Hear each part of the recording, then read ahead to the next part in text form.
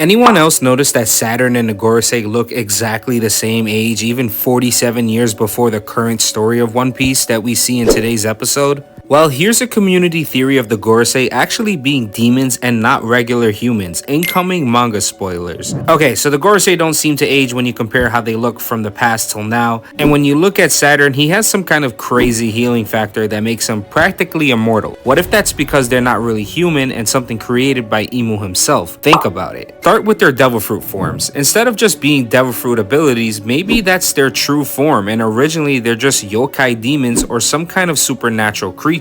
And what if Imu, who's the ruler of everything, is actually a real devil? Maybe he can give people he thinks are worthy special powers or make deals with them, turning them into demons in exchange for huge power. But they have to serve him, and that's why we see them so often bow down to Imu like he is their god or creator. Before you think that's crazy, let me explain what happens to Saturn later in One Piece. When Saturn goes back to Imu and reports that he failed to stop Luffy from escaping on Egghead, Imu gets really angry. Saturn is soon helpless because Imu takes away the powers of something that he gave him, and all that's left is Saturn's skeleton, almost like he has lost his entire life force. It's almost like Saturn had immortality and special abilities because of Imu, but once he became useless, Imu took everything in a snap of a finger. Also, Imu is definitely some kind of monster based on what Sabo saw in the Holy Lands when he saw Imu and the Gorosei, and if you recall what Sabo said after escaping, he even said that he didn't realize hell was located there at the top of the world, which might suggest that devils and demons are involved in all of this. And finally, the Gorosei can show up in a magic, satanic summoning circle. That itself is self-explanatory. But comment and let me know, is the Gorosei demons? If they are, how do you think Imu even gives them their power? I'd love to hear your thoughts.